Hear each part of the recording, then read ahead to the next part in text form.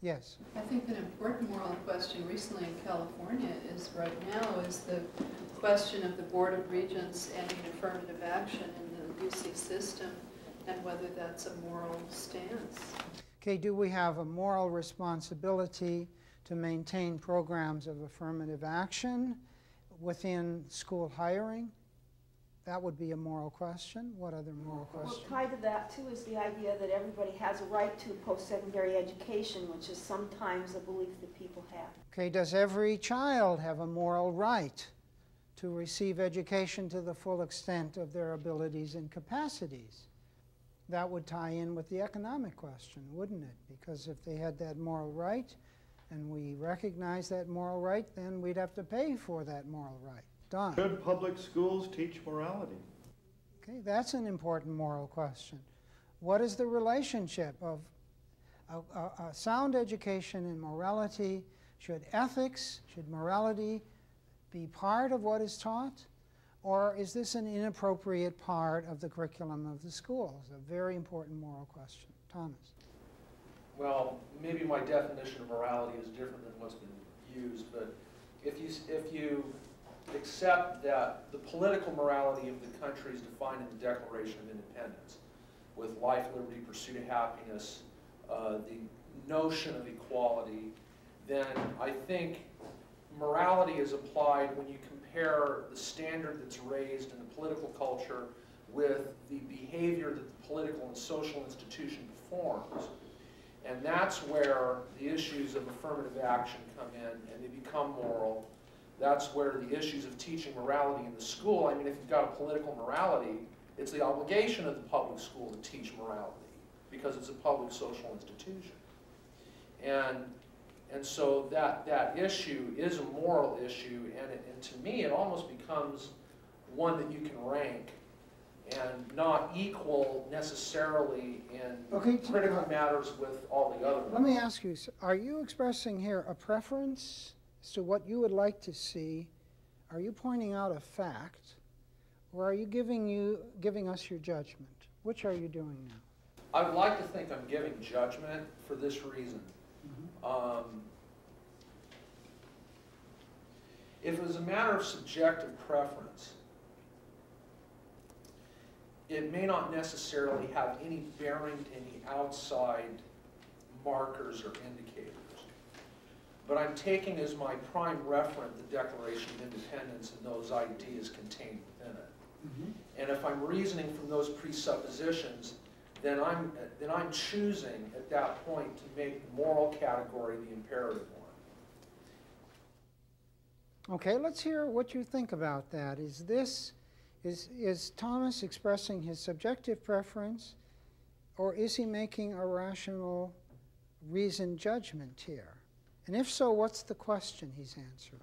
Yes? One of the things that I find makes it more of a judgment for me, for him, but also makes it a preference, is the fact that when you study the history of the American education system, there are 6 different schools of thought on why we have schools. And one of the things you do in a program is to study the differences in what each of these schools do. And he's talking about one of them. And then he has added another one as part of it, and the other 4 are not heard from. And I think that bothers me a lot. Okay. Also, the Declaration of Independence is very vague when we look at what is meant by life, liberty, pursuit of happiness. Certainly pursuit of happiness is vague, and what we mean by equality and opportunity. And, you know, so I think it's not necessarily an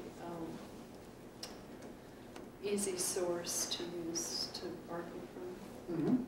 I think to get back to your question, that Thomas's comments fall more into the category 3, in that he has the possibility to make a strong reasoned judgment out of this. He hasn't had much time to do so. But the difference between category 2 is that there's no way that you can possibly argue that you like Captain Crunch better than cornflakes. Okay, so let us now step back now to the original question. In the light of all that we have said, what is the fundamental problem in education today? Would you say We've laid a framework of fact. There's too many problems, that's the problem, isn't it? There are too many problems. Let me turn the question around here. Where would you start? If we have a multi-layered problem, a multi-dimensional problem, you presumably have to start somewhere. Where is the somewhere? Where is the point of leverage? Where would you start if we gave you a certain amount of funding? We said we're going to give you, let's say you're going to work in a given school district. We're going to give you $10 million. Okay, and let's say the district budget is $50 million. So that's like 20% of the budget. We're going to give you that money. We're going to give you power too. You're going to be able to change rules and regulations, so forth, or at least persuade the board to do certain things. We're going to give you a wide range of latitude. What are you going to do? Where are you going to start?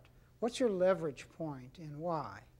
Okay, I'm building that answer on something you raised in your initial address on the cacophony of voices. I think the initial leverage, if you're going to think critically about education, is you've got to question the purposes. Now, I'm not sure what her name was, but she was talking about the 6 different schools.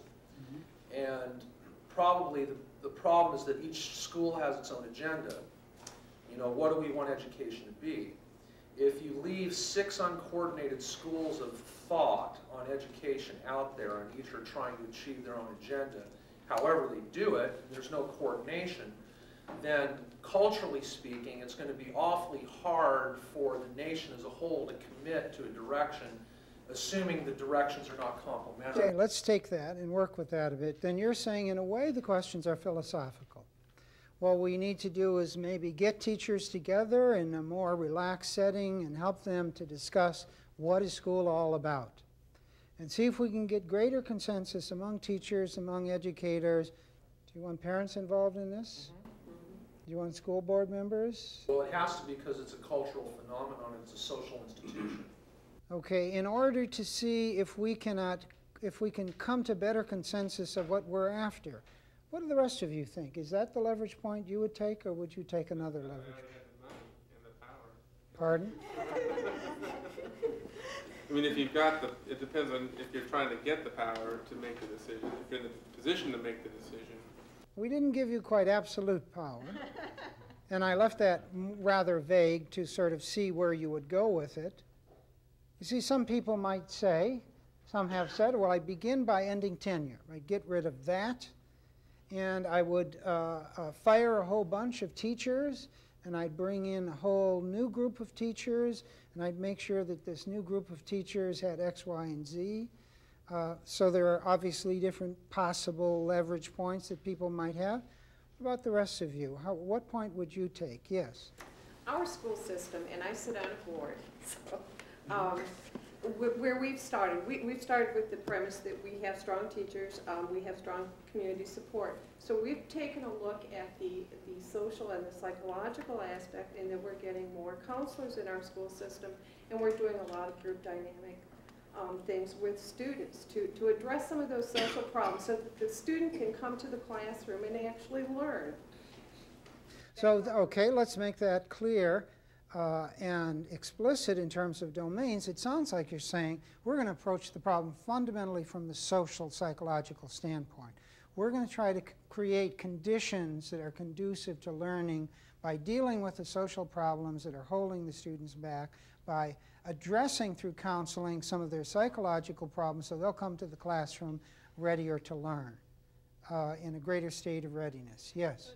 But what if you're looking at a situation that's so dysfunctional psychologically that these people can sit around till hell freezes over and talk about their goals and purposes, but what's evident to many of the people who work there is that they're never going to agree with anything because of the dysfunction of the people in charge and the how threatened they are and the patterns over time. Then as a psychologist, I'd have to say, until you deal with the issue of psychology, look at it psychologically, then it doesn't matter. These other things don't matter. Okay, well, we see some different judgments emerging on this. Yes? In the previous session, you mentioned that what things do I have control over? What things are feasible? Maybe this committee could start with that. What things are possible within the amount of time and the money that's available? That's interesting because that's a point of view that sort of cuts across here. And it says, in essence, what do we control? What don't we control? Let's look for points of control, then let's try to invest ourselves in those points of control. And that's an interesting strategy to take overall.